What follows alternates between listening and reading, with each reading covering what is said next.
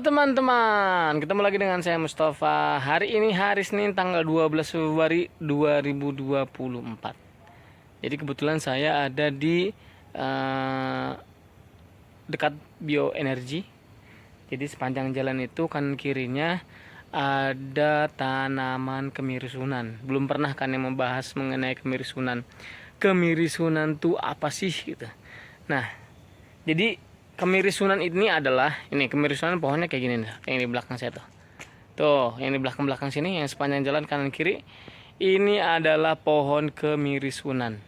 Saya tunjukin ya buah dan pohonnya kayak gimana, kayak gini nih.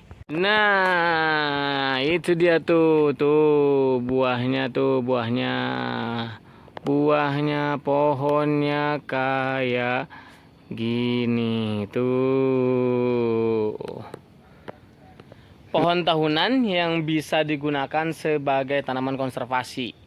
Jadi biasanya kemiri-sunan ini sangat mendukung pada lahan-lahan hasil tambang atau sisa kegiatan tambang. Nah, jadi kemiri-sunan ini adalah bahan baku untuk bahan bakar nabati. Jadi bioenergi yang kemarin saya videokan itu salah satu bahan bakunya bisa menggunakan kemiri-sunan. Biasa kami panggil kemsu, kemiri-sunan. Jadi kemiri itu ada banyak ya, ada kemiri sunan, ada kemiri sayur, dan jenis-jenis kemiri yang lainnya. Kemiri sayur itu bisa dimakan, kemiri sunan nggak bisa dimakan, beracun. Nah, ini digunakan minyaknya aja untuk digunakan sebagai bioenergi. Ini bentuk buahnya kayak gini nih. Ya, bentuk buahnya kayak gini nih tuh. Mirip kecapi ya, mirip kecapi dan mirip kemiri memang. Mirip kemiri buahnya, cuman ini lebih besar. Jadi yang diambil untuk bahan bakar nabati adalah yang udah jatuh ke tanah seperti ini, dan banyak yang seperti ini tuh yang pada berjatuhan tuh di bawah. Jadi tata cara panennya memang ini tidak dipetik, tapi memang menunggu dia jatuh, jadi lebih mudah. Nah, ini dia yang udah ada bijinya nih. Nah, ini bijinya nih. Nah, yang diambil itu adalah dalamnya. Nah, dalamnya yang digunakan sebagai minyak. Kita buka dulu ya yang ini buahnya. Buahnya kayak gini. Kita buka. Waduh, tuh ada terbang. Nah, dalamnya kayak gini nih. Dalamnya tadi berarti ada berapa tuh? Ada 3 atau 4 gitu isinya. Nah, ini. Nah, tuh. Nah. Ini bijinya nih. Nah, yang digunakan sebagai minyak itu dalamnya. Jadi ini bijinya keras. Bijinya keras, dalamnya baru bisa digunakan sebagai bahan bakar nabati. Ini dia bijinya. Jadi kita penasaran juga dalamnya kayak gimana. Saya udah pernah lihat dalamnya. Jadi itu biasanya dikeringin dulu, habis gitu dalamnya tuh terpisah antara kulit yang keras ini, yang ini nih, dengan dalamnya. Kita pecah dulu ya. Bentar ya. Ini dia nih tuh. Jadi ini tuh ada cangkangnya. Nah, yang dijadiin minyak tuh yang ini, yang putih-putih nih. Yang putih tadi saya nginjek tapi terlalu semangat ya, jadi gepeng banget. Nah, ini nih.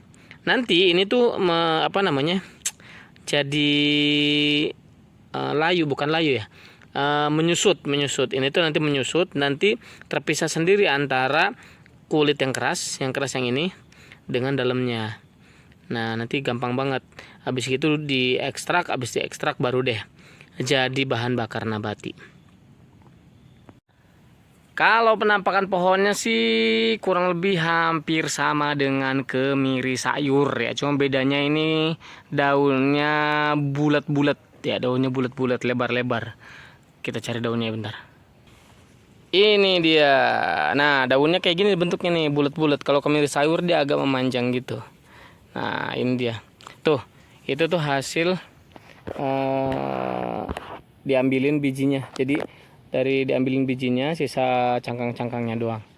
Itu biasanya mahasiswa ngambilin, jadi di situ. Itu juga bisa jadi pupuk ya. Yang yang cangkangnya itu bisa jadi pupuk juga. Jadi sebenarnya ini banyak ya. Tuh, sebenarnya banyak. Ini juga bekas-bekasnya tuh. Nah, diambilin ininya. Gitu. Jadi sebenarnya ada aja ya pohon yang sebenarnya kan memang Allah tuh Tuhan menciptakan makhluk itu pasti ada manfaatnya ya. Jadi kemirusan kayak gini beracun pun ternyata ada manfaatnya. Manfaatnya bisa dijadikan bahan bakar nabati. Tergantung kita mengolahnya kayak gimana. Jadi itulah fungsinya ilmu. Kalau misalnya ada ilmu cara ngolahnya kayak gini kayak gini kayak gini jadi hal yang bermanfaat. Jadi bahan bakar. Plusnya lagi adalah dibanding sama kemiri sayur yang dijadikan bumbu atau dijadikan rempah. Kalau misalkan ini tidak bisa dijadikan rempah, jadi tidak berebut dengan konsumsi gitu. Itu yang bisa saya sampaikan. Saya ucapkan terima kasih. Assalamualaikum warahmatullahi wabarakatuh. Dadah.